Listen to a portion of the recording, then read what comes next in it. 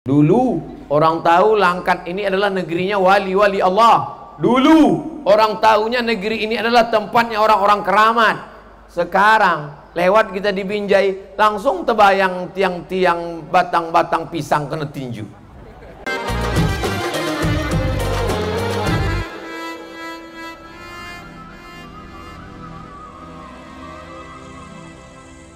Assalamualaikum warahmatullahi wabarakatuh.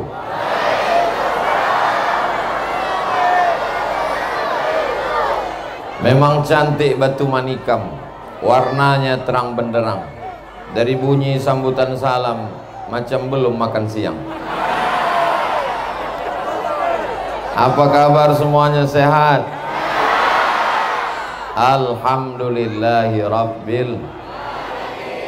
Allahumma salli ala Sayyidina Muhammad wa ala ali Sayyidina Muhammad. Kalau Tuhan pergi ke Makkah, jangan lupa pula pantun tadi. Orang kaya pergi ke Makkah hasil dari memasang pukat. Kebesilam tak pandai berceramah, awak takut balik kualat. Jadi saya ke Besilam ini niatnya bukan berceramah, tapi hanya untuk mengikuti undangan guru saya Al-Mukarram Fadilatul Syekh Dr. Zikmal Fuad MA Hafizahullah. Mudah-mudahan Allah menjaga beliau. Sama-sama kita hormati Tuan Guru Besilam Langkat beserta para khalifah, hadirin hadirat, Bapak Gubernur Sumatera Utara ataupun yang mewakili, Bapak Kapolda ataupun yang mewakili, Bapak apa lagi yang hadir-hadir?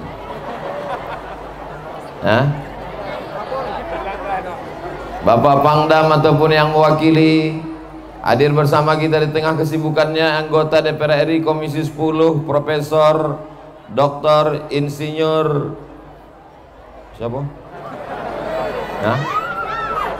Johar Arifin, bapak-bapak, ibu-ibu, hadirin hadirat, muslimin muslimat, mukminin mukminat yang belum berbini belum bersunat, semuanya dimuliakan Allah Subhanahu wa taala.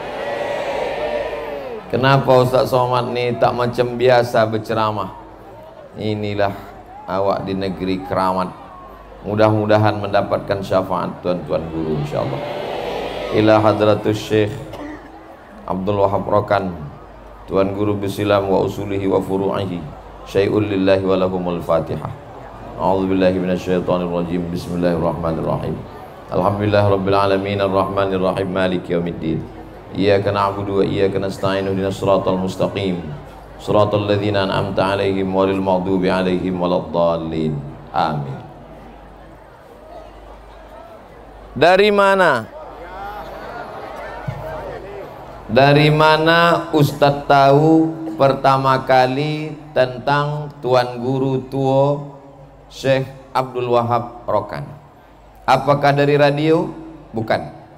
Apakah dari TV? Bukan. Apakah dari YouTube? Belum ada lagi. Waktu masih kecil belum ada YouTube.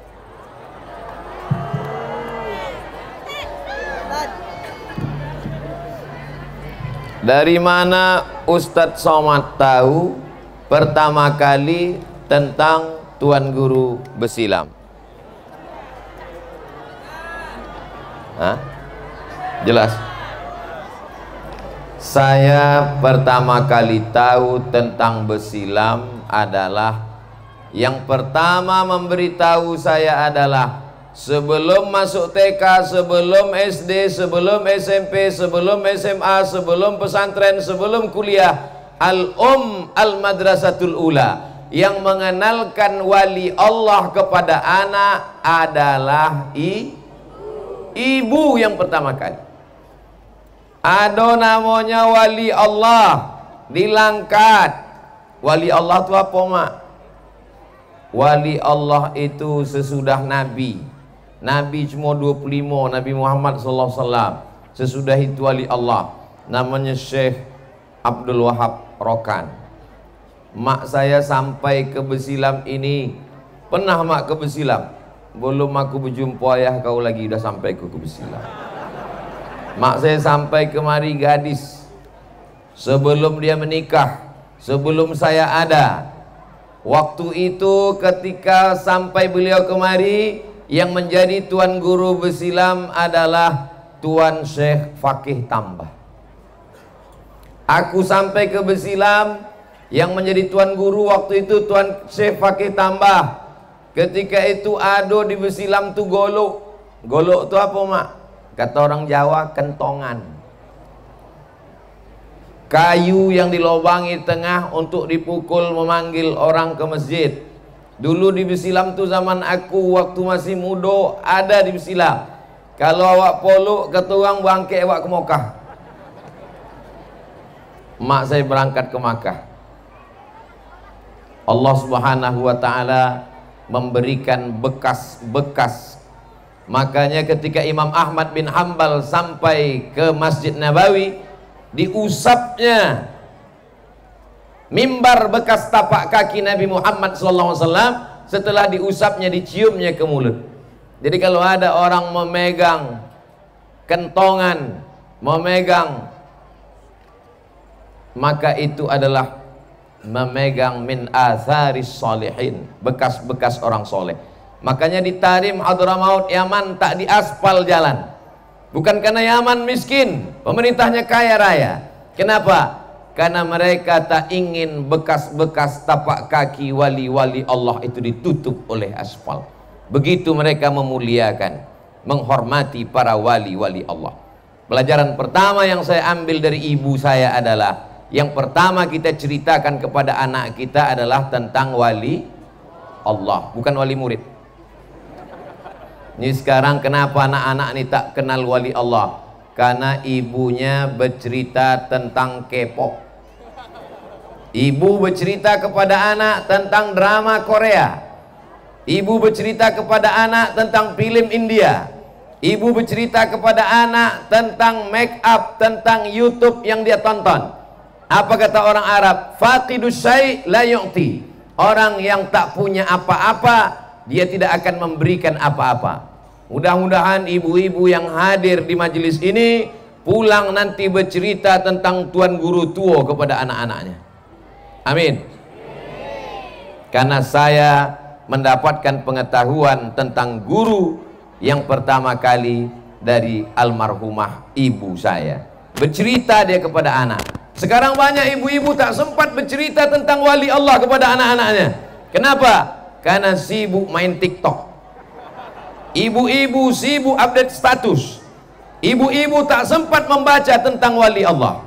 Alhamdulillah, ibu saya bukan profesor, ibu saya bukan ustazah, ibu saya perempuan biasa, tapi dia datang ke Besilam.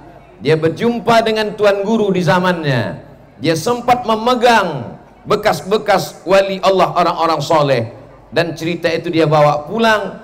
Dia menikah, saya anak pertama. Dia ceritakan cerita itu, masuk ke pikiran saya, sehingga saya tahu kampung yang sekarang menjadi tempat wisata religi. Dan saya pun sampai kemari, sampai hari kiamat, panjang umur, sehat badan, izinkan Abdul Somad untuk datang mengambil barokah dari Besilam nih, insya Allah. Amin ya rabbal alamin. Ini yang pertama. Yang kedua, dari mana Ustadz mendapat informasi tentang tuan guru Besilam? Yang kedua adalah dari guru sekolah. Guru sekolah penting.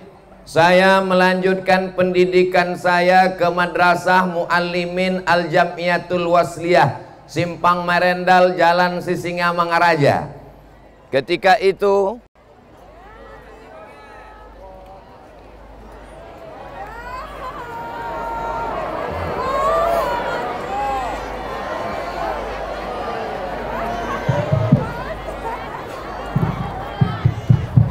yang pertama ibu, yang kedua adalah guru. Saya mendapatkan maklumat tentang Tuan Guru ketika saya sekolah di Muallimin Al-Wasliyah. Nama guru akidah kami Al-Mukarram Ustadz Hafiz Yazid, sudah meninggal. Tamat dari Purba Mustafawiyah. Di kelas waktu itu dia bercerita, saya di Muallimin tahun 1990 sampai tahun 1993 tamat sanawiyah. Kitab akidah yang kami baca Al-Husunul Hamidiyah. Dilanjutkan ketika di Aliyah, nama kitabnya Ad-Dasuqi ala Ummil Barahin. Ahlus Sunnah wal Jamaah. Mudah-mudahan kita berpegang kepada Ahlus Sunnah wal Jamaah. Sekarang banyak guru akidah tak percaya kepada wali Allah. Alhamdulillah, guru saya bercerita tentang wali Allah. Itu informasi yang kedua. Apa kata Ustadz Hafiz Yazid? Ustadz Hafiz Yazid ini orang Dumai, orang Riau. Sekolah di Purba, tamat ke Medan, mengajar di Al-Wasliyah. Ada orang Riau paling hebat bersilat. Semua pesilat di Riau, dialah bintangnya. Namanya Sulung Pendekar. Siapa namanya? Sulung Pendekar. Tidak ada pencak silat yang didatangi Sulung Pendekar melainkan dialah juaranya. Akhirnya dia mendengar ada seorang ulama hebat di negeri Langkat, maka dia pun datang ke Besilam ingin menguji ilmu Tuan Guru. Sampai di rumah Tuan Guru, biasa adat orang Melayu, tamu dimuliakan, diberi minuman. Begitu diberikan minuman, bolak-balik Sulung Pendekar ingin menuangkan air ceret ke dalam gelas, tak sanggup dia. Datang Tuan Guru menuangkan. Sesudah dituangkan, Sulung Pendekar ingin minum, mengangkat gelas pun tak juga dia sanggup. Akhirnya diangkatkan Tuan Guru ke mulut Sulung Pendekar. Lama-lama emosi Sulung Pendekar. Aku datang nih bukan mau minum, aku mau mengajak bersilat, kata Sulung Pendekar. Kata Tuan Guru, ketika itu habis hujan lebat, halaman berlumpur, diambil Tuan Guru bulu ayam, dijatuhkannya ke bawah, menancap tangkai bulu ayam itu ke lumpur yang lembut. Sebelum bersilat, Sulung Pendekar cabutlah dulu bulu ayam. Lalu kemudian Sulung Pendekar turun mencabut bulu ayam. Dengan satu tenaga dalamnya, habis bulu ayam itu tercabut, namun tangkai yang menancap ke lumpur itu tak tercabut. Itulah yang disebut dengan istilah bulu ayam sungsang. Bulu ayam itu kalau mencabutnya dari atas ke bawah, tapi Sulung Pendekar mencabutnya dari bawah ke atas. Habis bulu ayam itu tercabut, namun tangkai pangkal yang masuk ke lumpur yang lunak itu tak tercabut. Disitulah bertaubatnya Sulung Pendekar. Itu betul-betul karomah, bukan orang yang mau dianggap sakti lalu membuat konten di YouTube. Bertaubat ke jalan Allah, tidak dengan tausiah, tidak dengan ceramah, tapi dengan karomah yang diberikan Allah Subhanahu wa ta'ala. Dari mana Ustadz dapat itu riwayatnya? Dari guru saya. Percaya Ustadz dengan guru Ustadz itu? Saya percaya, karena beliau di Medan bergelar Ustazul Asatis, ustaznya para guru. Segala kitab tuh hafal dia di kepalanya. Saya belajar tafsir Jalalain kepada beliau. Saya belajar sorab kepada beliau. Saya belajar Nahu Syarah Ibnu Aqil kepada beliau. Saya belajar akidah Asy'ari kepada beliau. Dan beliau percaya kepada wali-wali Allah. Di antara ciri Ahlus Sunnah wal Jamaah adalah percaya kepada wali Allah. Kalau ada orang tak percaya kepada wali Allah, mengingkari karomah wali Allah, jangan belajar walaupun ilmunya banyak, berarti dia bukan Ahlus Sunnah wal Jamaah. Berapa umur Ustadz Somad sampai ke Besilam?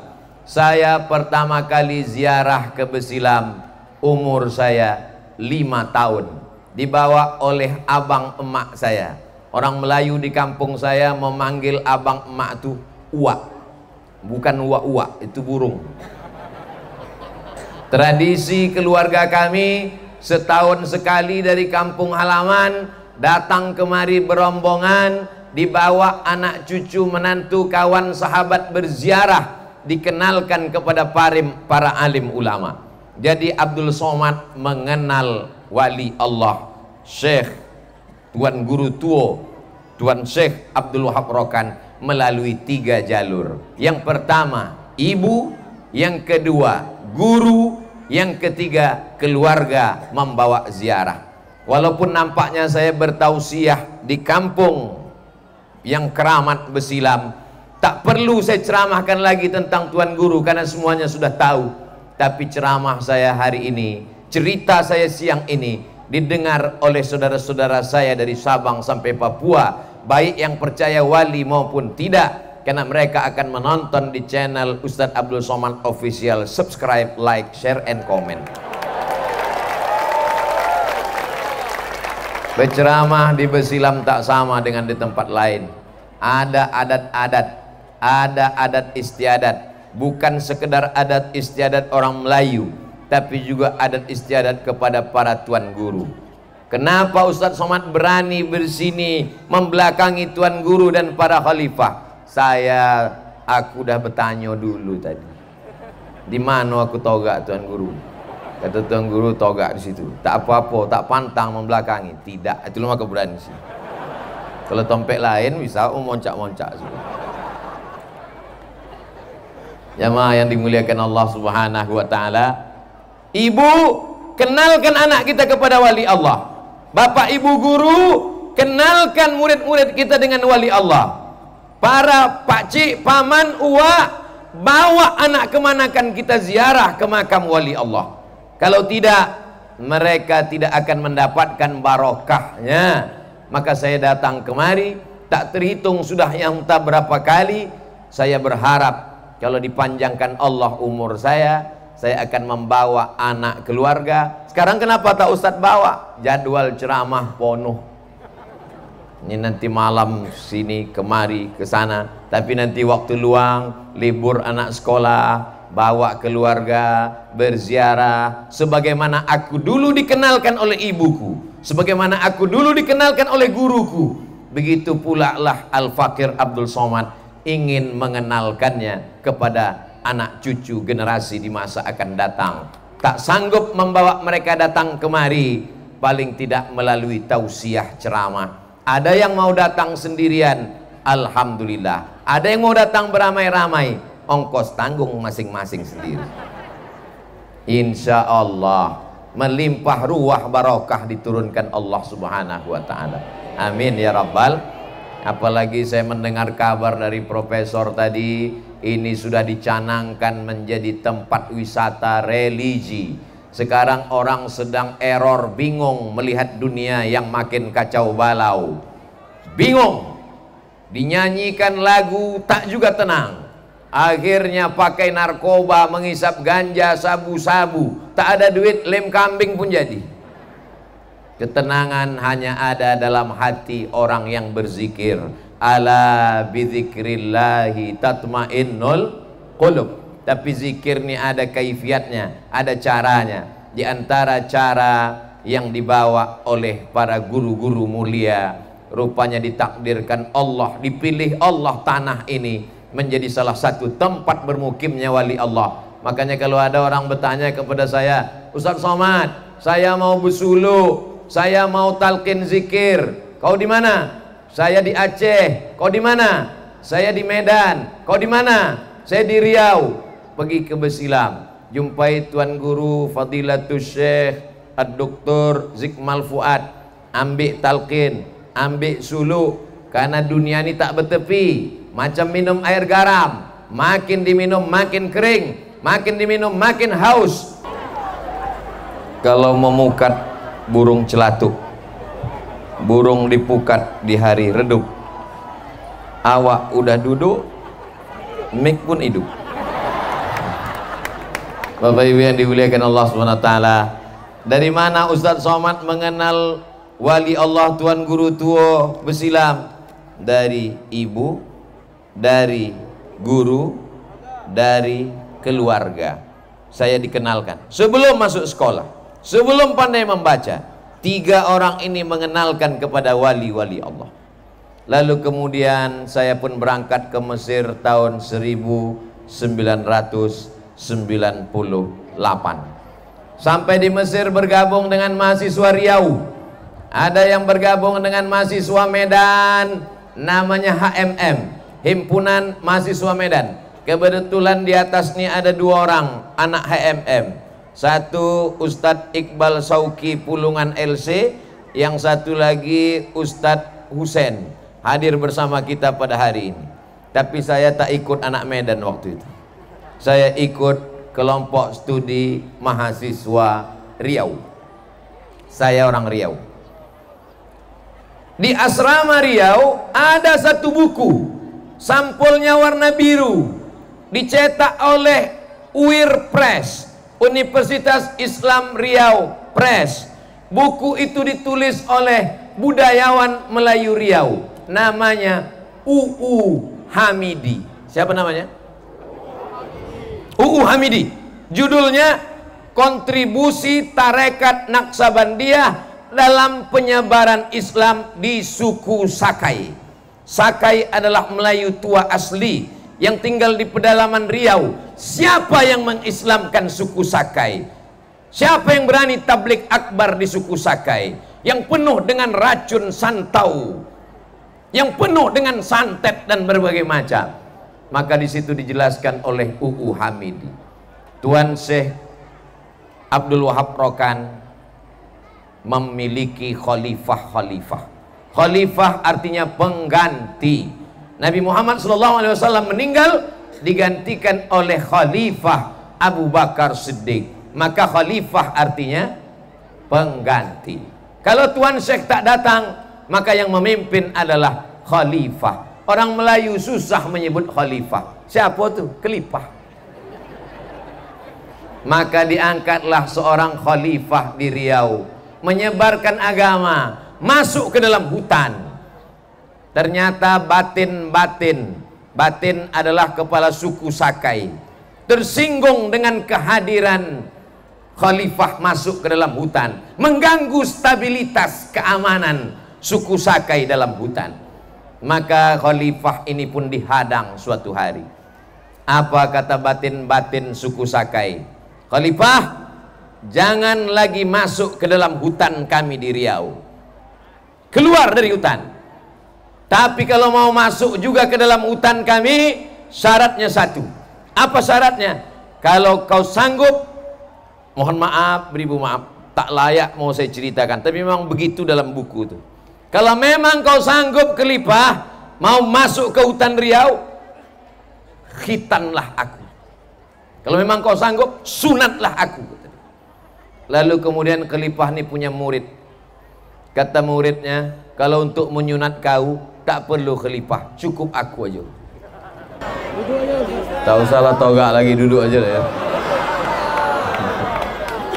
Nampaknya ibu-ibu tak sabar mendongak batin kono sunat tadi. Kalau memang kau hebat Khalifah, ingin juga masuk ke dalam hutan Riau kau, maka sunatlah aku. Kalau memang hebat orang Islam kau, kata orang Sakai. Maka kata murid Khalifah, kalau untuk menyinat batin kau tak perlu Khalifah, cukup aku. Dan kalau untuk mengkhitan engkau, tak perlu pakai ujung pisau. Pisau ini kan dua, ujung bagian bawah yang tajam, yang bagian atas yang tumpul. Kalau untuk mengkhitan engkau batin, tak perlu pakai bagian bawah, pakai bagian atas pun selesai. Diputar sekali, putui. Dihayun sekali ayun, putus. Bayangkan kalau sampai 2 kali ayun. Itulah asal muasal Islamnya orang Sakai di Riau. Allahu Akbar. Jadi kalau hari ini ada orang membid'ahkan tarekat, membid'ahkan sulu, menyalah-nyalahkan tarekat Naksabandiyah, tantang dia. Berapa orang Sakai, orang Akid, orang suku laut, orang anak dalam yang sudah kau syahadatkan? Orang dulu, tuan-tuan Khalifah zaman dulu, orang yang tak Islam diislamkannya, orang yang tak masuk masjid dimasukkannya ke masjid. Orang sekarang berceramah, orang yang sudah Islam dikafirkannya. Orang yang sudah ke masjid dihalaunya keluar masjid. Yang saya cakapkan ini betul apa tak betul? Banyak belajar dari tarekat Naqsabandiyah. Mudah-mudahan anak-anak muda rajin membaca buku khusus yang terkait dengan kontribusi tarekat Naqsabandiyah. Saya dari Pekanbaru Riau pergi ke Duri. Dari Duri 2 jam pula lagi sampai ke tepi sungai. Dari sungai lalu kemudian lanjut naik sampan ke tengah danau. Melewati danau 1 jam menyeberang sungai Siak. Sampai ke tengah hutan belantara. Sampai di dalam berjumpa dengan kampung. Nama kampungnya Bagan Benio. Di dalam Bagan Benio ini ada 2 rumah suluk tarekat Naqsabandiyah. Tak sampai dakwah ke sana. Majelis Ulama Indonesia tak sampai ke dalam. Tapi tarekat Naqsabandiyah sampai.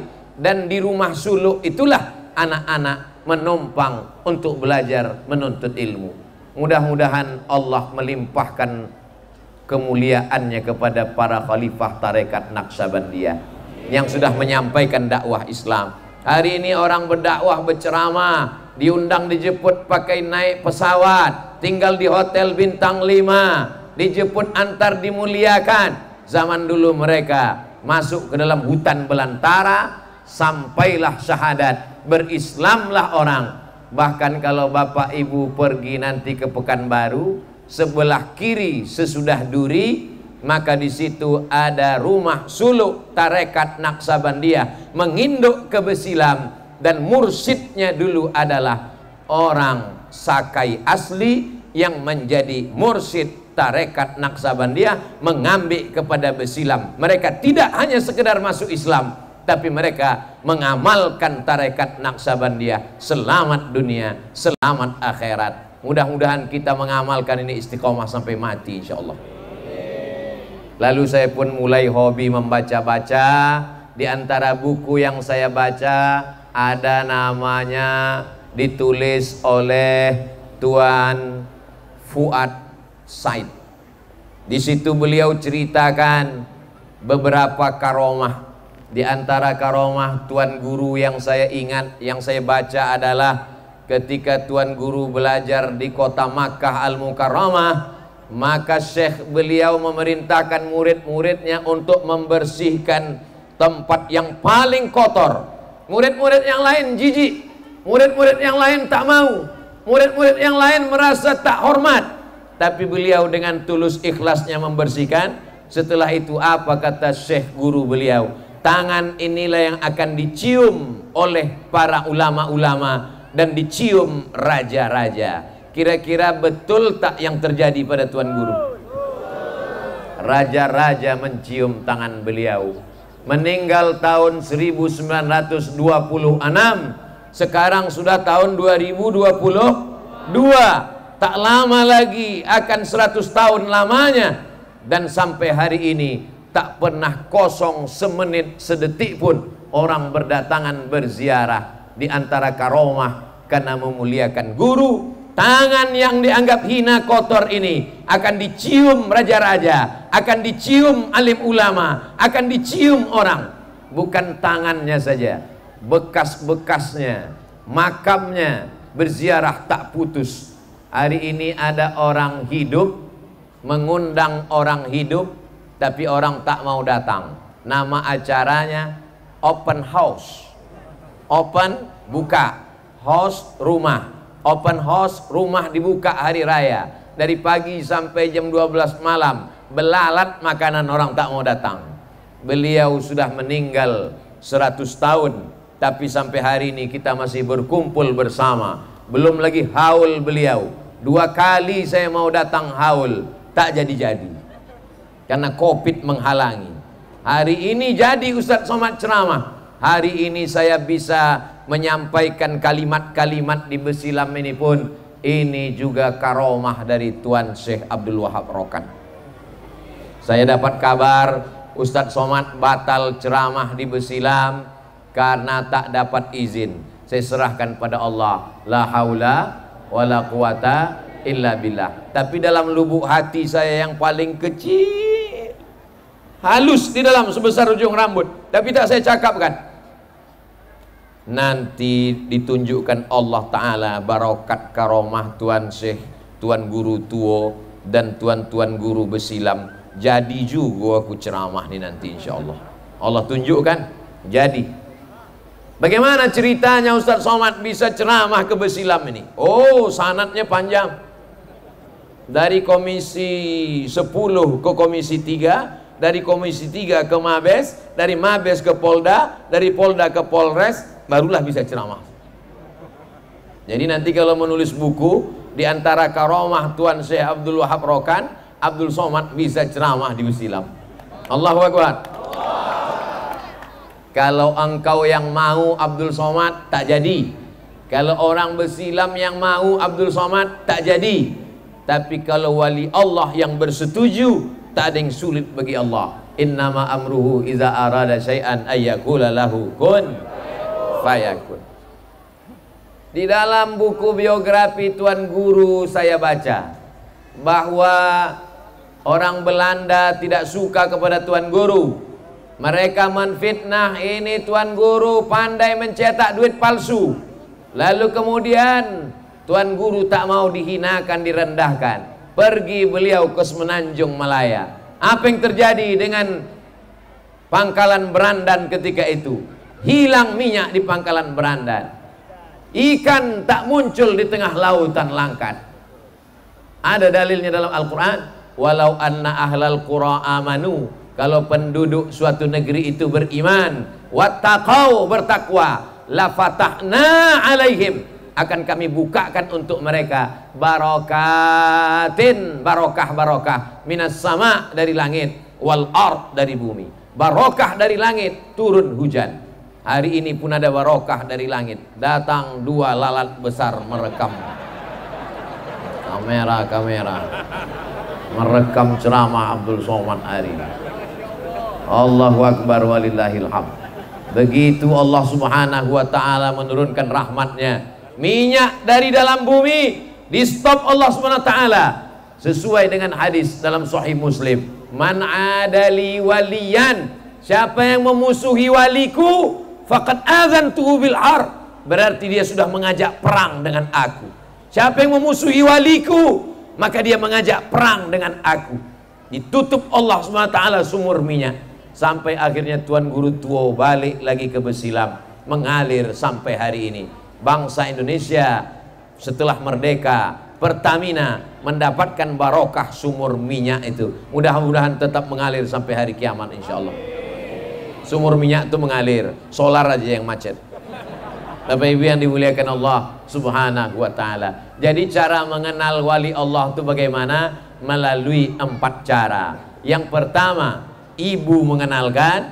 Yang kedua, guru mengenalkan. Yang ketiga, keluarga membawa ziarah. Yang keempat, membaca.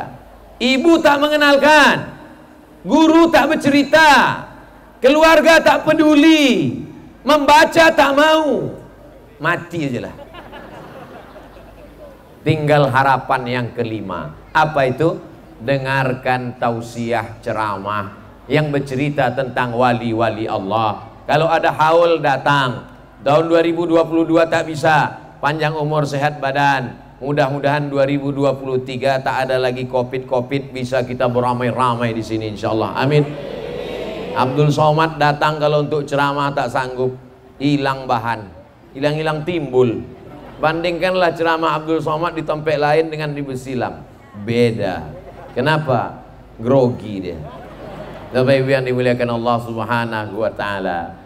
Lalu kemudian Tuan Guru ini walaupun dia ulama besar, wali Allah, tapi orangnya warak.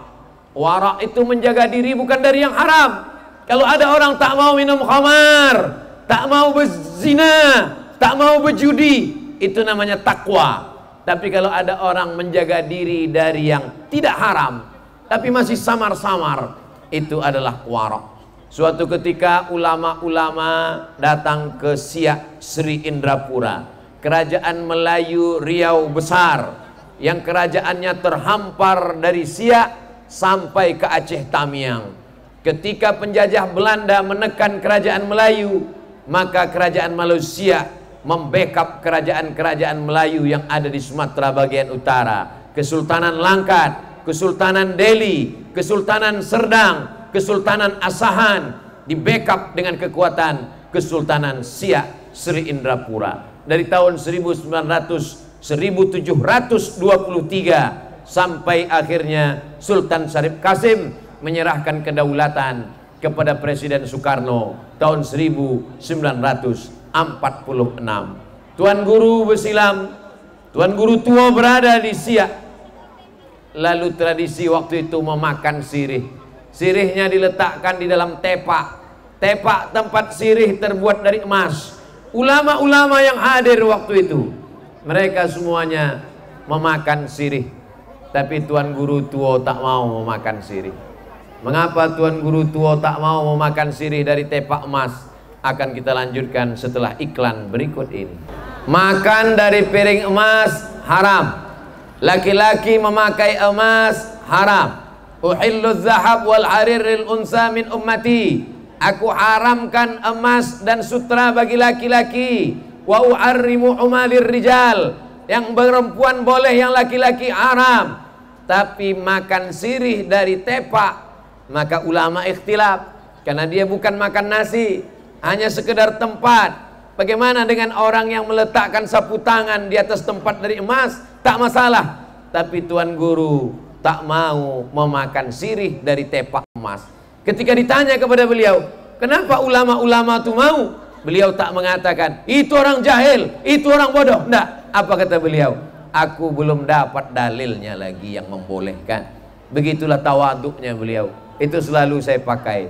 Selalu ketika saya ditanya, Ustaz Somad, boleh perempuan membaca Quran ketika sedang dalam keadaan haid? Perempuan yang dalam keadaan uzur tak boleh pegang Quran, tak boleh bawa Quran, tak boleh baca Quran, tak boleh masuk masjid, tak boleh iktikaf, tak boleh tawaf, tak boleh sholat, tak boleh puasa. Tapi ada ustaz kami katanya boleh. Mungkin dia sudah baca, aku belum dapat dalilnya lagi. Jadi bahasa Tuan Guru itu selalu saya pakai untuk meniru rendah hati beliau. Mudah-mudahan walaupun tak jumpa dengan beliau, ada ilmunya yang kita amalkan. Karena kecintaan kita, mudah-mudahan di surga kita bisa bersama dengan beliau insyaallah. Almar'u ma'aman ahab. Orang akan bersama dengan siapa yang dia cintai. Ini sekelumit tentang Tuan Guru tua Syekh Abdul Wahab Rokan. Tadi saya mulai jam 2, sekarang sudah jam 2.40. 40 menit bercerita tentang sekilas. Lalu kemudian bagaimana beliau bisa ditempatkan Allah di tempat yang terpuji dan mulia. Lahir di Rantau Binuang Sakti di Kabupaten Rokan Hulu sekarang pada tahun, mudah mengingatnya, 1811. 1811. Bisa diingat? Cara mengingat mudah kelahiran ulama, cari yang mirip-mirip. Tadi saya berada di kantor Tuan Guru Syekh Dr. Zikmal. Saya tengok ada tafsir Syekh Muhammad Mutawalli Sya'rawi, ulama besar Al-Azhar Mesir.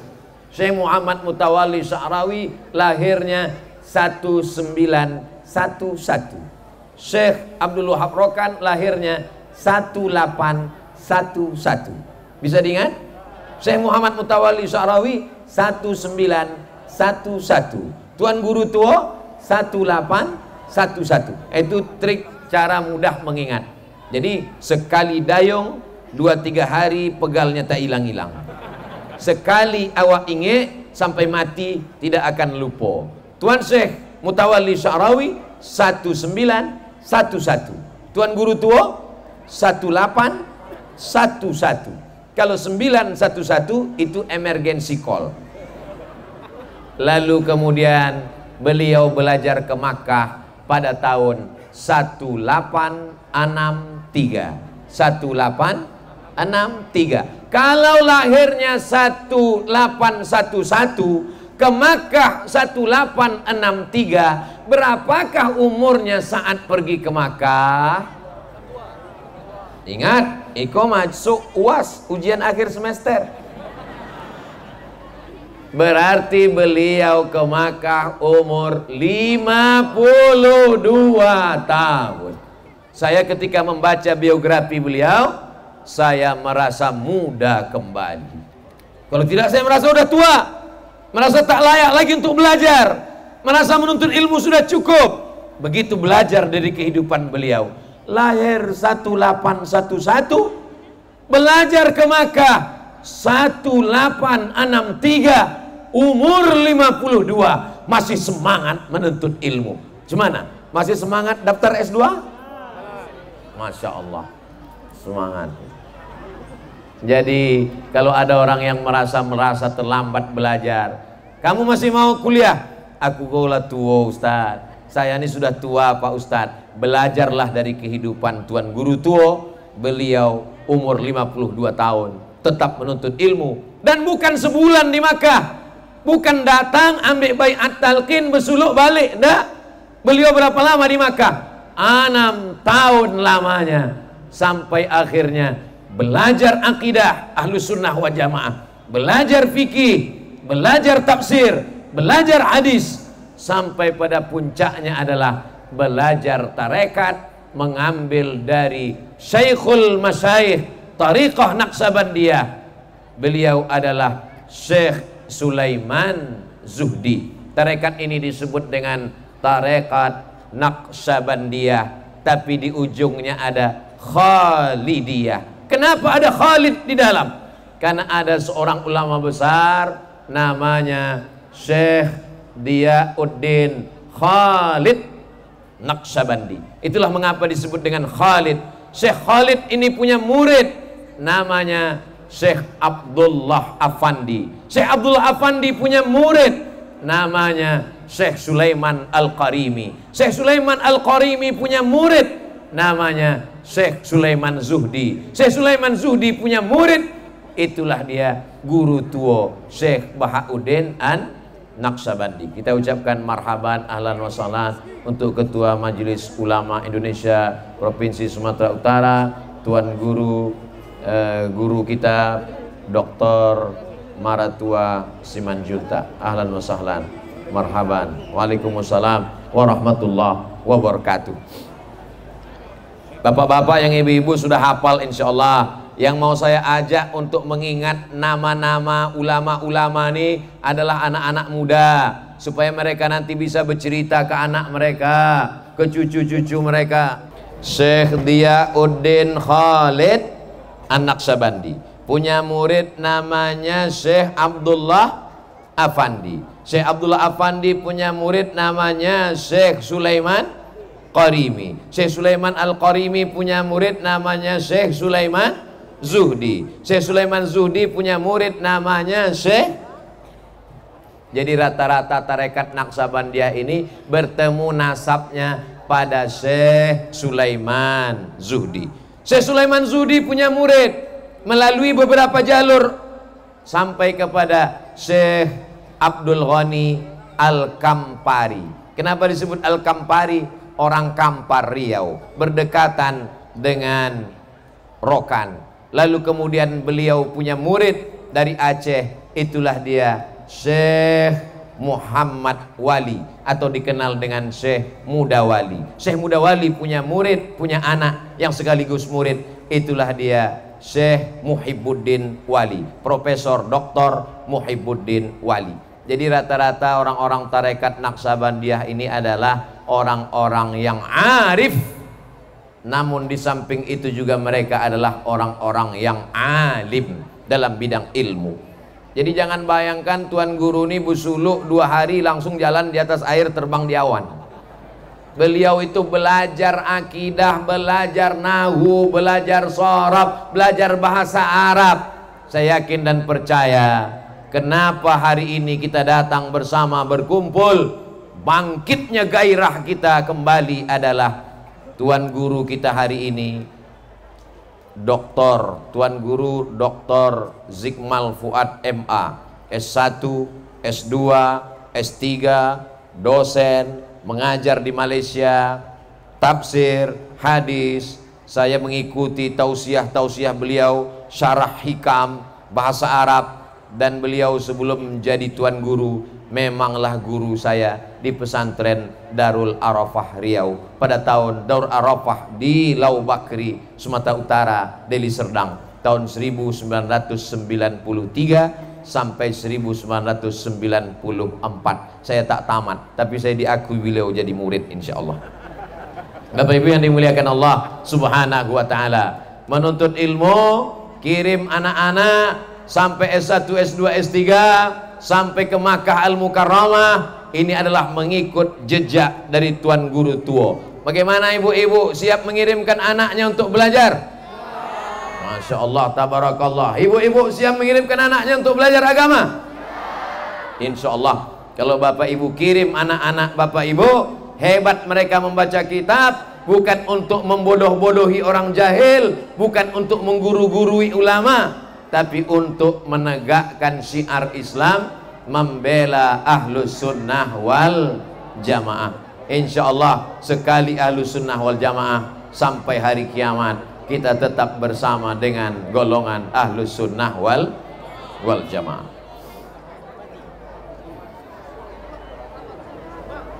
Sallallahu ala Muhammad, sallallahu alaihi wasallam, sallallahu ala Muhammad, sallallahu alaihi wasallam.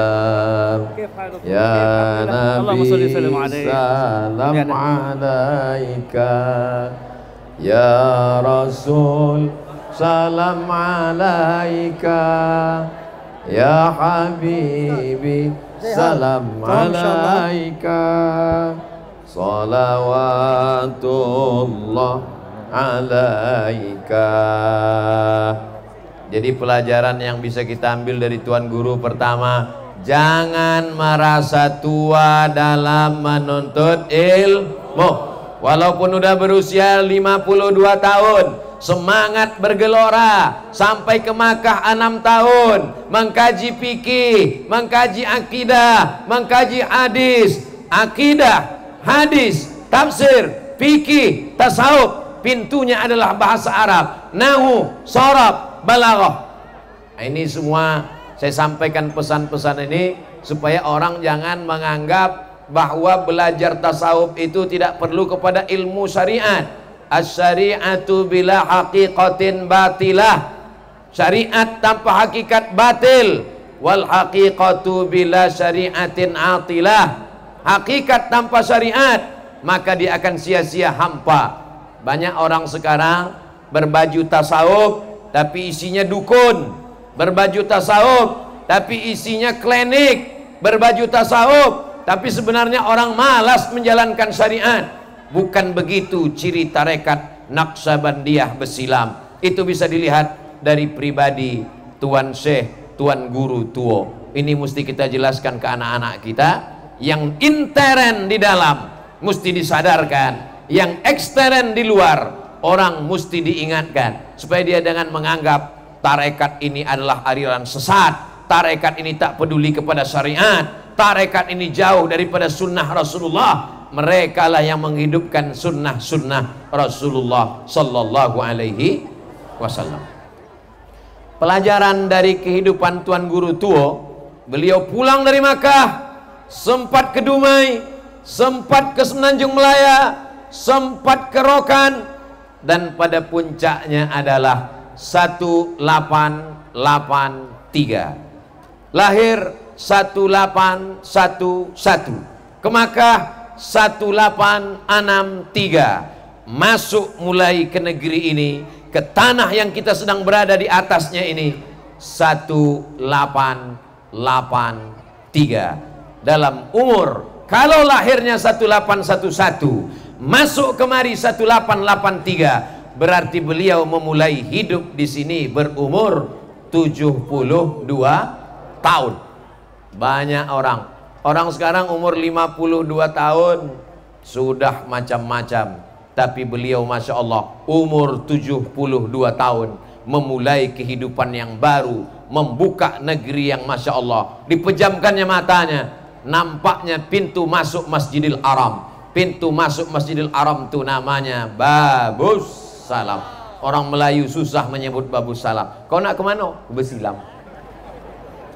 Hari ini kita sampai ke Babus Salam. Allahumma antas salam wa minkas salam wa ilaika ya'udus salam fahayyina rabbana bisalam wa adkhilnal jannata daras salam. Masukkan kami ke negeri rumah penuh dengan keselamatan. Tapi tak mungkin bisa masuk ke dalam rumah keselamatan kalau tidak melalui Babus Salam. Tapi jangan cuma berhenti di Babus Salam tak masuk-masuk.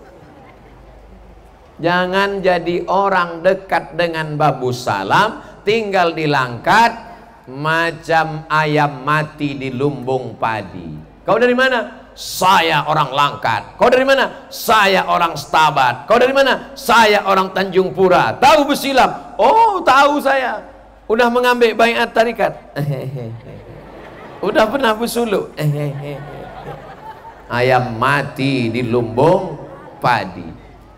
Dulu orang tahu Langkat ini adalah negerinya wali-wali Allah. Dulu orang tahunya negeri ini adalah tempatnya orang-orang keramat. Sekarang lewat kita di Binjai, langsung terbayang tiang-tiang batang-batang pisang kena tinju. Jangan sampai gara-gara viral anak-anak muda TikTok ini menghilangkan sejarah masa lalu orang-orang tua kita. Ini gambar-gambar saya di Besilam ini akan diupload di Instagram Ustadz Abdul Somad yang viewernya sudah hampir 7 juta itu. Maksud saya, jangan tepuk tangan dulu. Maksud saya yang belum follow lah. Tuan Guru Tuo tak perlu viral di dunia, namanya sudah mulia di langit. Tapi kita sebagai orang yang menjaga warisan kebangsaan dan keagamaan wajib menyampaikan ini ke anak cucu kita. Kalau tidak, mereka tidak tahu sejarah bangsanya. Halaka mur'un lam ya'rif qadrahu. Orang celaka adalah orang yang tak tahu jati bangsanya. Kalau anak-anak kita generasi akan datang ini tidak diajarkan tentang Tuan Guru, mereka lebih kenal Naruto, mereka lebih kenal Upin Ipin, mereka lebih kenal Godzilla dan Transformer. Ternyata Ustadz Somad pun nonton juga rupanya. Mau tak mau anak kita nonton, paksa kita ikut juga. Kita robah channelnya, dia menangis. Kenalkan para alim, para ulama. Saya menantang anak-anak muda dimanapun berada, kalian buat video pendek, kalian buat film-film, kalian buat animasi, kenalkan serial wali-wali Allah supaya sesuai dengan bahasa anak muda, bilisani qaumihi. Saya mengajak anak-anak muda dimanapun berada. Banyak orang berpemahaman bahwa bersuluk ini hanya untuk orang yang sudah tua diintai-intai malaikat maut. Padahal justru suluk ini adalah untuk orang-orang yang masih kerja di kantor, bersemangat. Kepala dinas, kepala badan, kepala kantor kalau bersuluk dia insya Allah dia akan jujur dan amanah, betul? Maka tugas Pak Kapolda jadi ringan, tugas Panglima jadi ringan. Kenapa? Karena orang bersuluk itu mutu qabla anta mutu, mati sebelum mati. Digulung dia pakai kain kapan, ditalkinkan ke telinganya sebelah kanan, la ilaha illallah, putus sudah, tak ada takutnya lagi, tak ada cemasnya lagi. Begitulah dia diputuskan, mati sebelum mati. Apa kerja mereka selama bersuluk itu Pak Ustadz? Dulu Ustadz Tengku Zulkarnain pernah disoal orang tentang tarekat Naksabandia. Ustadz Tengku, ya, kenapa orang bersuluk itu pakai kelambu? Ustadz Tengku menjawab simpel aja, karena banyak nyamuk, kata dia. Dan diam orang. Orang yang sedang berada di dalam kelambu petak itu sama macam sedang berada di dalam liang lahat. Setelah dia digulung pakai kain kapan, ditalkin ke telinganya, maka dia masuk ke dalam liang lahat. Kiri tanah, kanan tanah, muka tanah, belakang tanah, atas tanah, bawah tanah. Duduk. Lalu kemudian apa yang terjadi? Tak ada. Itu yang diungkapkan orang sekarang. Ma fi qalbi ghairullah. Allah, Allah, Allah, Allah, Allah, Allah, Allah, Allah, Allah, Allah. Tak bersuara, tak berbunyi, tak bergerak lidah. Bagaimana caranya Pak Ustadz? Macam mana mau mengajarkan dulu tak ikut talqin? Jadi kalau ada polisi, ada tentara, ada pejabat, ada ASN, ada security, ada Satpol PP, bersuluk dia, insya Allah setelah keluar itu dia akan menjadi lebih lurus, menjadi lebih bersih, menjadi lebih istiqomah. Saya kebetulan dari Pekanbaru mau ke Pasir Pangarayan, sampai di sorga. Di Rokan Hulu itu ada sorga, Surau Gading. Sampai di sorga Surau Gading, jumpa sama kelipah-kelipah. Saya tanya, Tuan kelipah nak ke mana? Aku nak ke Pasir. Ayolah sama aku. Yo. Tuan kelipah berzikir tarekat Naqsabandiyah. Yo. Uang tarekat ni satu hari berapa kali zikirnya? Apa sikit betul? 5.000. Kita kalau tak paham jangan tuduh orang sembarang. Apa itu orang tarekat? Megang tasbihnya cepat betul. Semua. Kau tak paham. Orang tarekat tasbihnya cepat itu bukan subhanallah.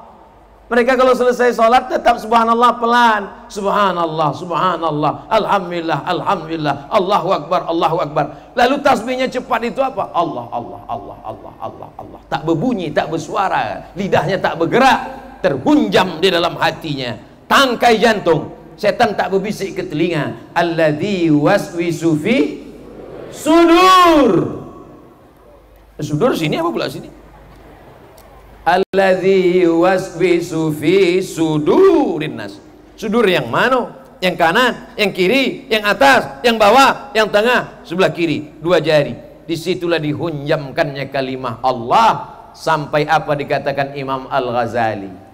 Imam Ghazali, 11 tahun engkau berkhalwat di sudut pojok masjid Bani Umayyah, Jami' Umawi, sampai sudut masjid itu disebut dengan Zawiyah Ghazali. Apa yang dapat engkau? Apa makrifat itu Ghazali? Apa kata Imam Abu Hamid Al-Ghazali? Nurun yaqdhifullahu fi qalbi abdi. Cahaya yang ditembakkan Allah ke hati hambanya. Maka kata Imam Al-Qushairi dalam Ar-Risalah Al-Qushairiyah, idza ra'aitar rajul, kalau kau tengok ada orang yatiru fil hawa, terbang di atas awan, yamshi 'alal ma, berjalan di atas air, la taghtar, jangan tertipu. Pulang dari sini nanti nampak ada orang berjalan di atas air, terbang di atas awan, la taghtar, jangan tertipu, karena setan pun bisa melakukan itu. Tapi pandanglah pada istiqomahnya dalam la ilaha illallah. Sulit untuk istiqomah kalau tidak berguru kepada mursyid kamil mukammil, mursyid yang menunjukkan jalan. Kita yang belum pernah pergi ke Makkah, tak tahu mana jalan dari hotel ke Masjidil Haram, kita mesti punya pembimbing. Pembimbing penunjuk jalan itu namanya mursyid. Walan tajidalahu waliyan mursyida. Mursyid yang menunjukkan jalan. Dalam perjalanan itu macam-macam nampak, apa yang mesti dilakukan, apa yang mesti dihindarkan. Maka diungkapkan ulama tasawuf, man la syaikha lahu fasyaitanu syaikhuhu. Siapa yang tak berguru, maka setanlah gurunya. Dalam perjalanan itu macam-macam datang.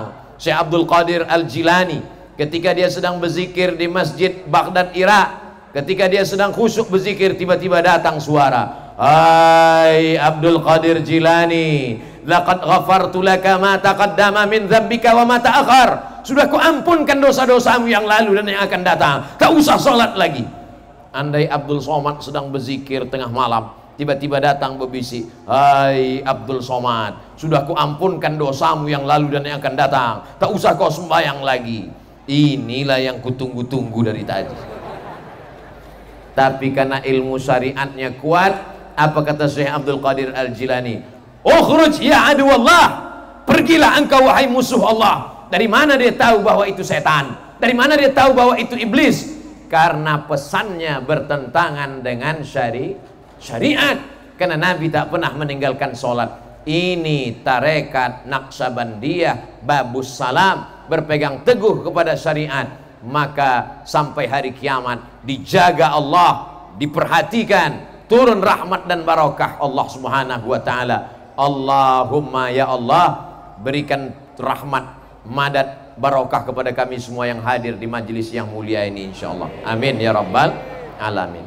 Maulaya salli wa sallim daiman abada ala habibika khairil khalqi kullihim Muhammadun sayyidul kaunaini was-saqalain wal fariqaini min urbin wa min ajami. Maulaya salli wa sallim daiman abada ala habibika khairil khalqi kullihim antal habibul ladzi turja syafa'atuhu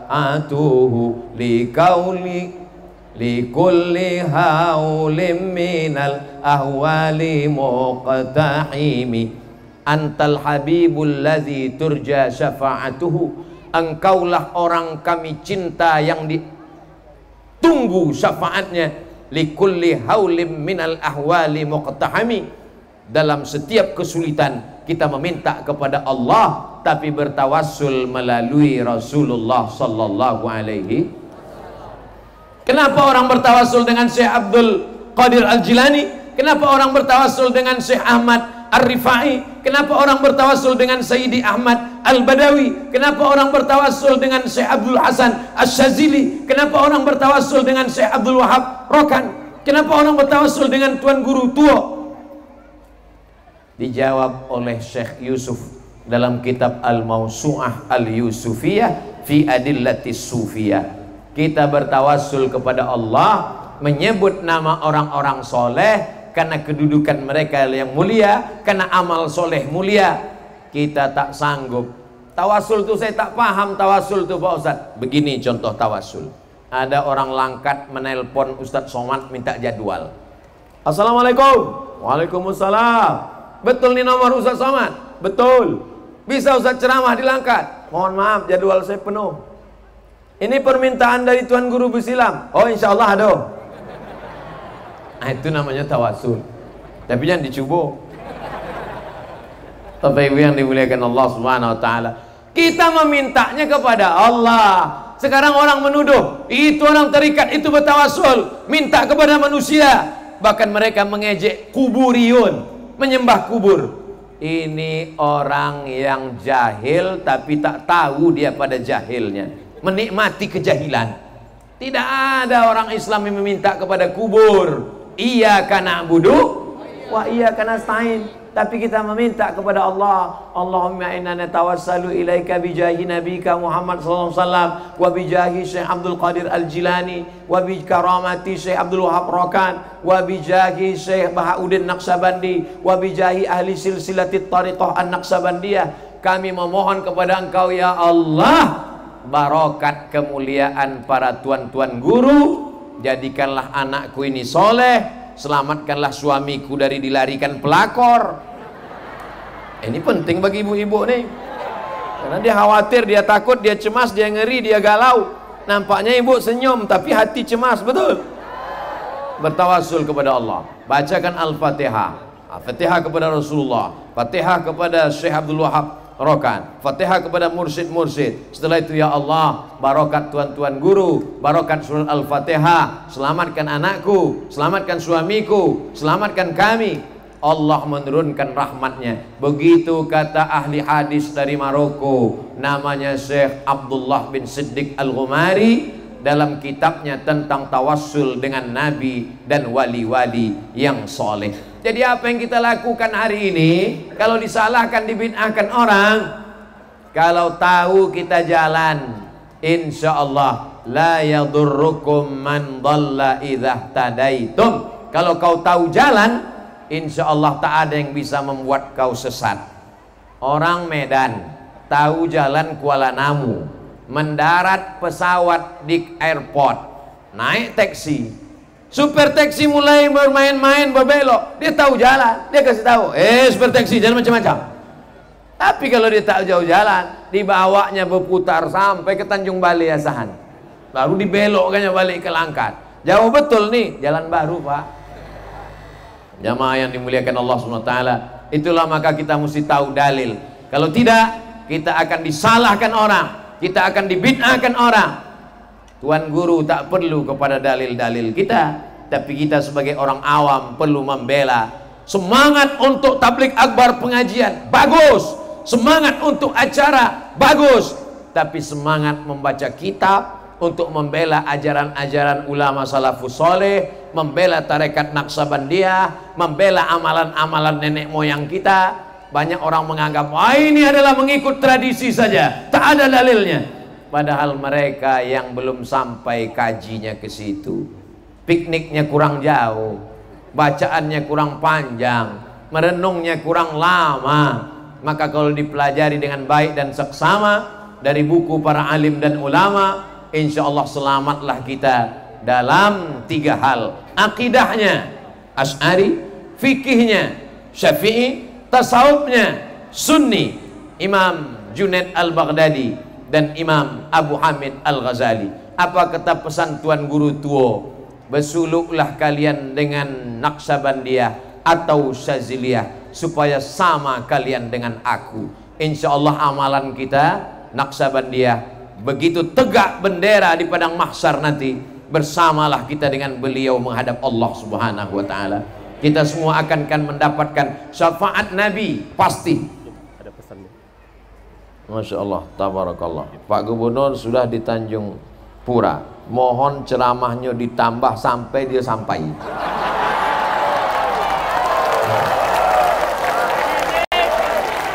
Di mana-mana saya ceramah 60 menit. Baru inilah ceramah menunggu gubernur sampai. Bahan awak ulah habis pula. Bapak Ibu yang dimuliakan Allah Subhanahu wa taala. Mengapa kita mesti berguru bermursyid?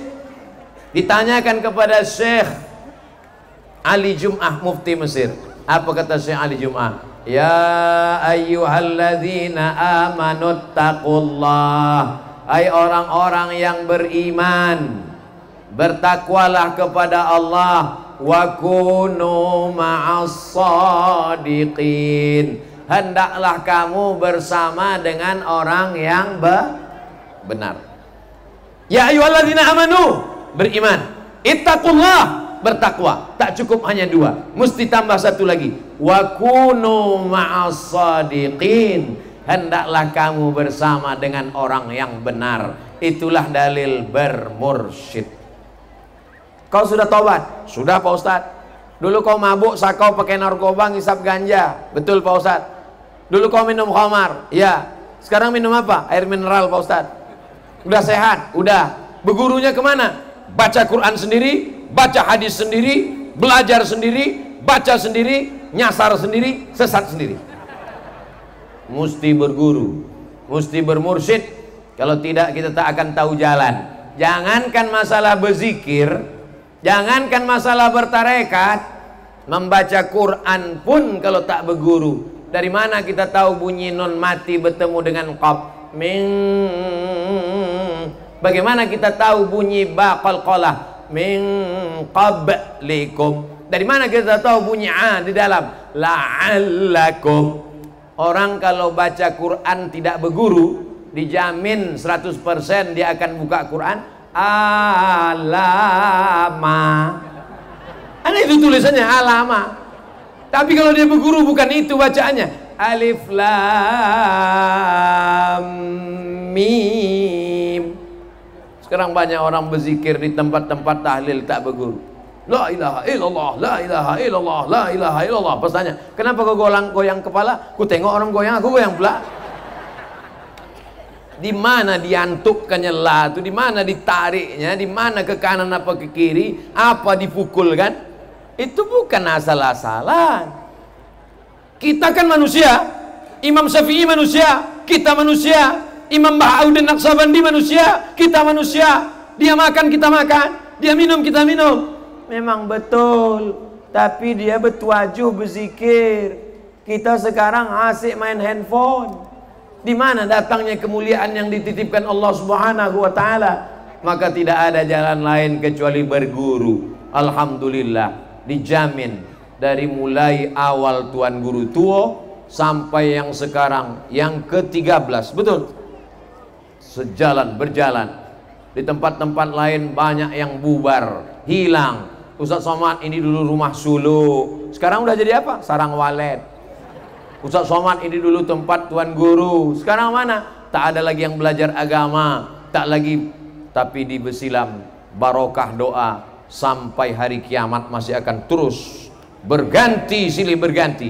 Di zaman ini ada masanya, di masa akan datang ada lagi tokohnya. Sampai hari kiamat anak cucu kita akan terjamin insyaallah. Amin. 20, 30, 40, 50 tahun akan datang, anak cucu Abdul Somad datang kemari berziarah. Apa kata mereka? Ayah kami dulu datang kemari. Berjumpa pula dia dengan Tuan Guru pada zamannya, pada masanya. Sebagaimana ibu saya dulu datang kemari, berjumpa dengan Tuan Guru Syekh Fakih Tambah. Sekarang saya datang kemari. Dulu berjumpa dengan Tuan Guru Syekh Hashim Al-Syarwani tahun 2018. Hari ini tahun 2022 berjumpa dengan Tuan Guru Syekh Dr. Zikmal Fuad MA. Maka tidak pernah kosong dunia ini dari orang-orang baik. Sekarang banyak orang mengatakan dunia ini udah hancur Pak Ustadz, isinya setan semua Pak Ustadz. Kalau yang dicari setan ya jumpa setan lah. Kalau yang dicari wali Allah, dicari orang baik, insya Allah berjumpa dengan orang baik. Saya ini jahat nih karena hidup zaman sekarang Pak Ustadz. Kalau saya hidup zaman Nabi dulu pasti baik. Belum tentu juga. Orang macam kau ini kalau hidup zaman Nabi mungkin sama geng Abu Lahab. Bapak Ibu yang dimuliakan Allah SWT, datang cari orang baik.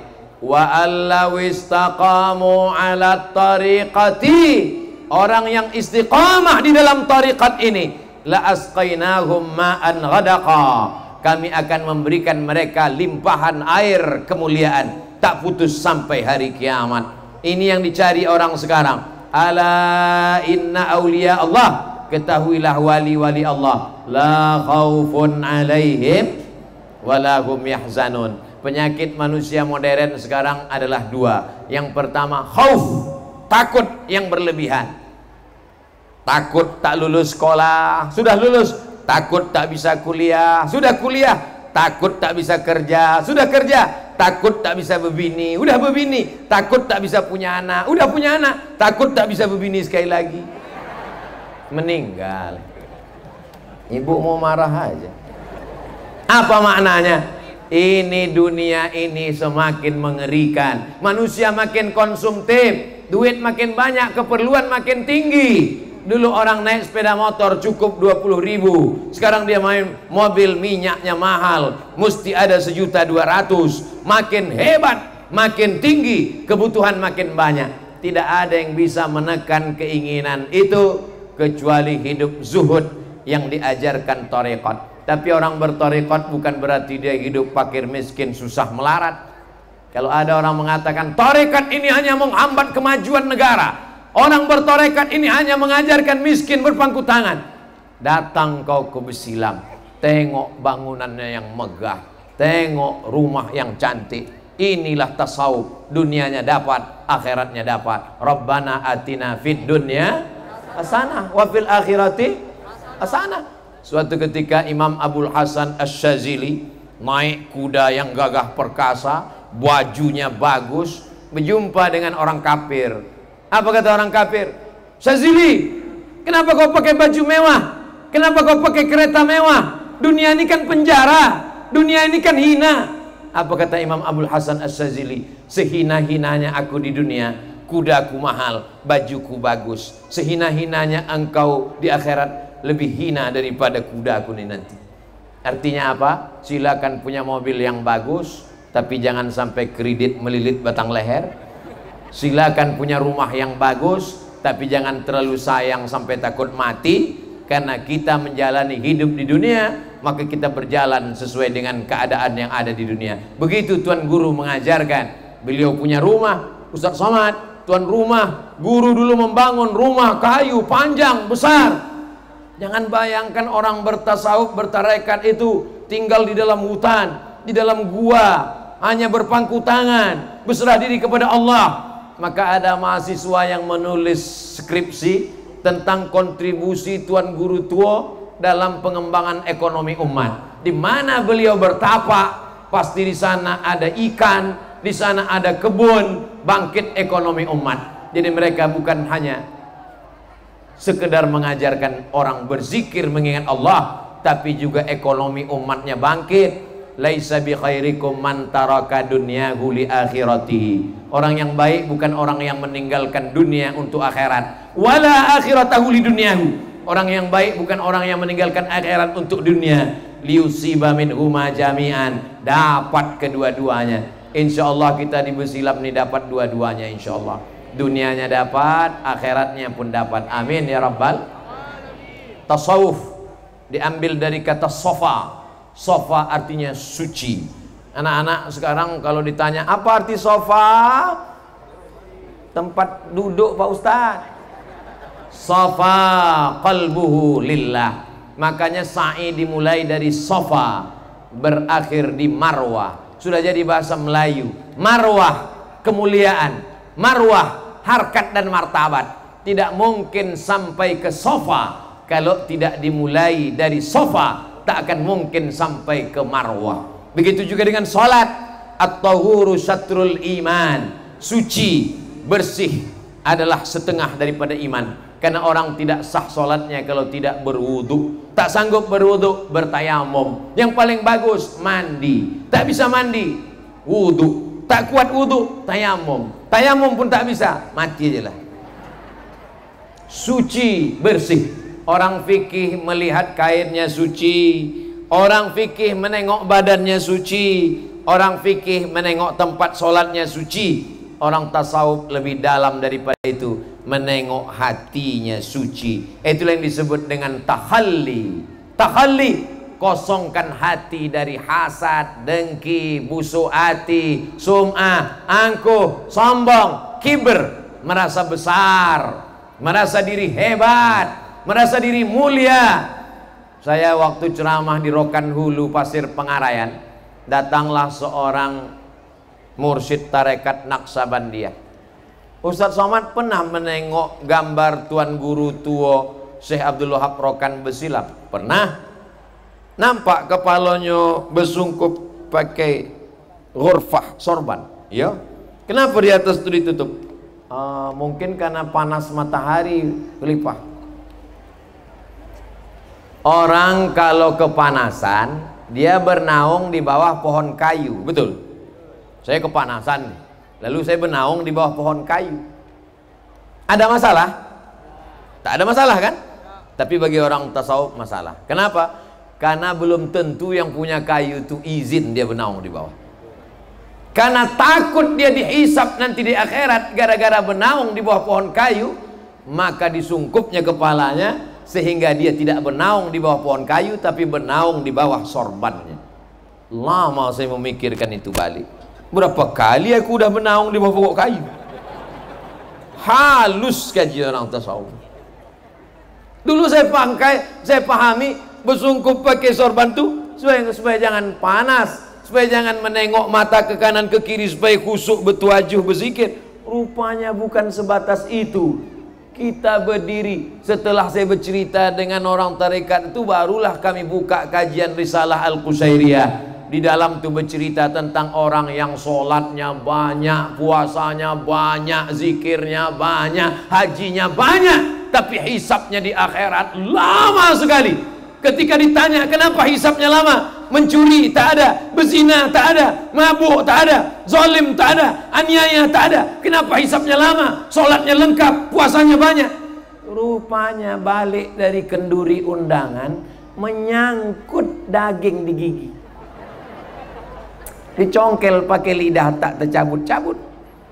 Lalu balik, nampak pokok kayu pinggir rumah tetangga, diambilnya ranting untuk mencongkel. Lepas, alhamdulillah, ranting kayu itulah membuat dia lama hisap di akhirat. Halus pandangan orang tasawuf. Kalau ranting kayu membuat kita lama dihisap, bagaimana dengan orang mengeluarkan izin memotong hutan?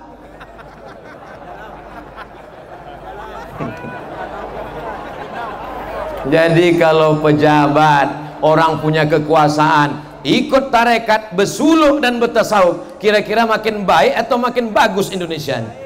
Makin bagus. Takut dia menganiaya orang, takut dia menzolimi orang. Tapi Ustadz, beberapa karomah Tuan Guru itu tak masuk akal Pak Ustadz. Mana yang tak masuk akal? Ketika Tuan Guru sedang bertuajuh, tiba-tiba bajunya ada bercak darah. Tak lama sesudah itu datang Belanda melapor.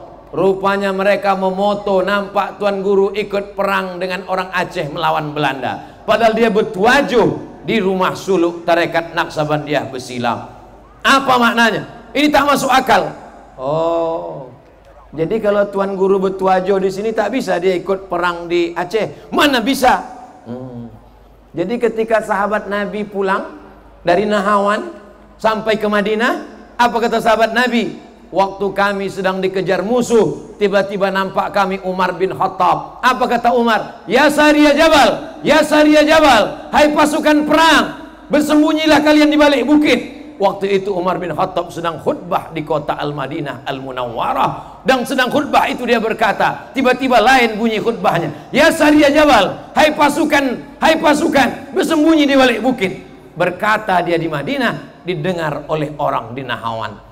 Kenapa bisa pada Umar bin Khattab? Kenapa tak bisa pada hamba Allah yang lain? Umar bin Khattab bukan Nabi, ini wali Allah, sama-sama wali Allah. Yang satu hidup di zaman Rasulullah, yang satu hidup setelah zaman Rasulullah. Bukankah setiap zaman ini ada wali-wali Allah? Maka bagi orang yang mengaji, tak sulit bagi dia.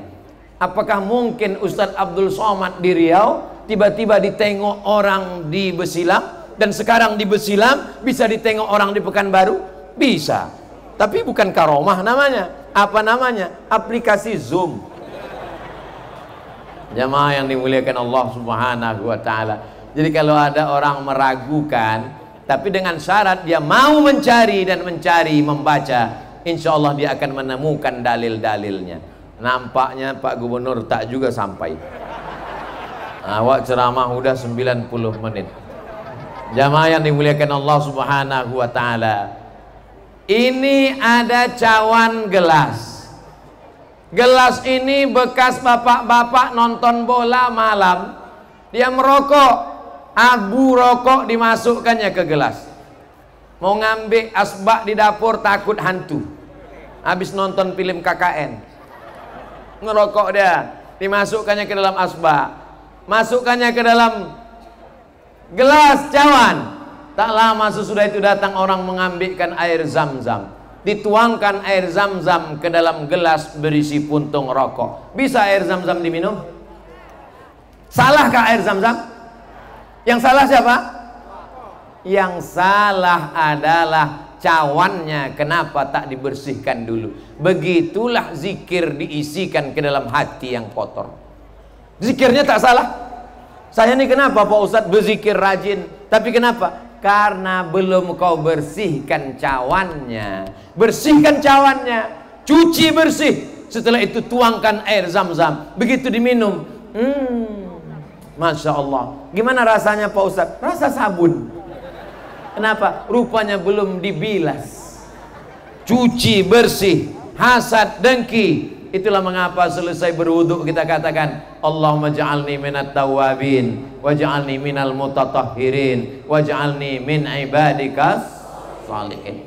Soleh bukan hanya sekedar soleh pakaiannya, soleh badannya, soleh hatinya. Itulah mengapa ada lataib di dalam.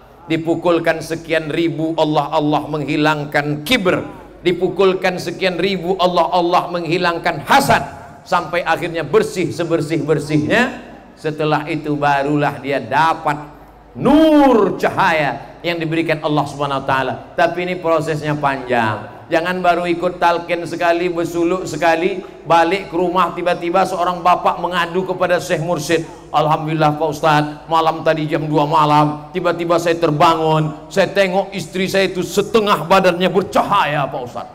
Itu bukan cahaya nur dari zikir. HP kau sedang diperiksa bini, menyalo. Bapak Ibu yang dimuliakan Allah, Pak Gubernur datang. Inilah doa saya yang paling makbul. طلع البدر علينا من ثنيات الوداع وجب الشكر علينا ما دعا لله داع أيها المبعوث فينا جئت بالأمر المطاع جئت شرفت المدينة مرحبا يا خير داع طلع البدر علينا من ثنيات الوداع وجب الشكر علينا ما دعا لله داع أيها المبعوث فينا جئت بالأمر المطاع جئت شرفت المدينة مرحبا يا خير داع